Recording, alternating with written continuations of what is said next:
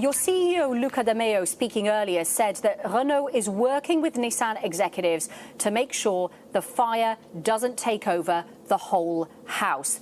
Is this alliance going to survive? Oh, yes, for sure. I have no doubt about that.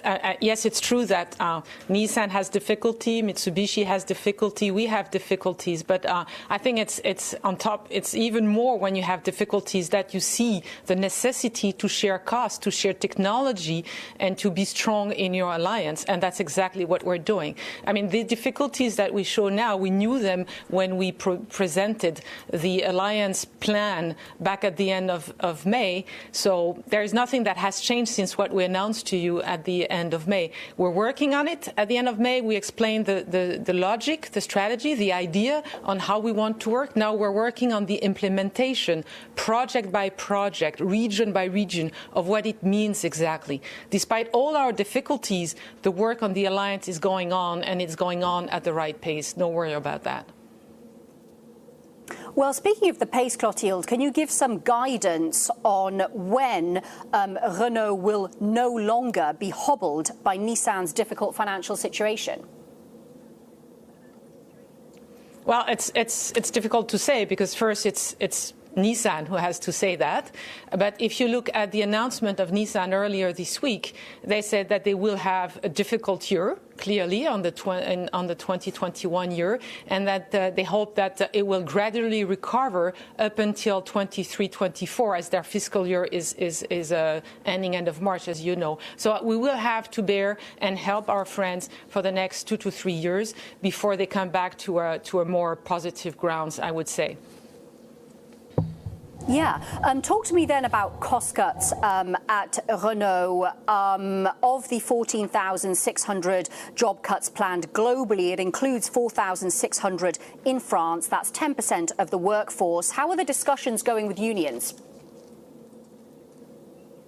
Well, they're going pretty well, actually. We had last week, as we speak, we had signed an agreement. You know, in France, it's very complicated, but we have first to agree on how we're going to discuss, and then we can go on the real elements of the discussion. So this agreement has been signed with the union, and I want to underline that every single union signed. No one refused to do so last week. So now we have the frame on how the discussion are going to take place, the calendar, do we need an expertise from an outside person, etc., etc. And right after we come back from vacation, these talks are going to be dealt with stream by stream, you know, the plans, R&D, etc.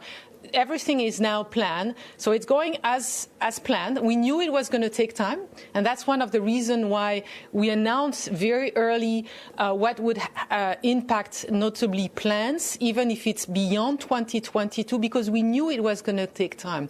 So we're right in the process of, as we had envisioned, right in the timing. Now the good discussions are going to take place right after summer, and we welcome those discussions. It is first in the DNA of Renault to do it collaboratively with the union and the different stakeholders. And you often find even better ideas of what to do in a plant when you do it that way.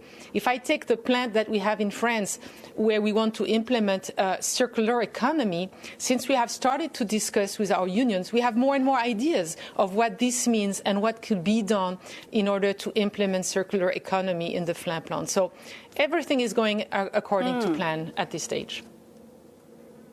Okay. That said, when you released the numbers earlier, basically you said that Renault's not in a position to give reliable guidance for the full year. At the same time, you have said this morning that the third quarter might be good. Can you give us a little bit more detail on guidance and to when you actually expect to see a recovery? Well, first, I think we expect H1 to be the floor, right? I think we should see in the next semesters a gradual recovery of our results. Now, what we know, if we can talk about Q3, is because we have order book, and the order book is pretty good. So we see that the restart of the activity, especially in Europe, it's more complicated in South America and other regions, but in Europe, we see really a pickup in June. We have a full order book that is going to drive us through the end of September. You have all the incentive plans from the different states, especially in Europe again, which are taking place now, from June in France, from July in most of the other countries. So we know that people are going to be willing to go and buy a car, also because the car is safer in everybody's mind than public transportation. So it's quite normal. What we don't know is it just a technical rebound linked to the fact that there has been no business for 3 months and now people want to come back to what they had in mind before? Is it just helped by measures? And some of those measures have a limited time in terms of either period or amount that the states are willing to put on the table. So what will happen in the fourth quarter? What will be the development of the pandemic? Because we think this is not over, and I guess many people think so too. So that's why it was, in my view, ridiculous to give a guidance for the full year. We'll see step by step.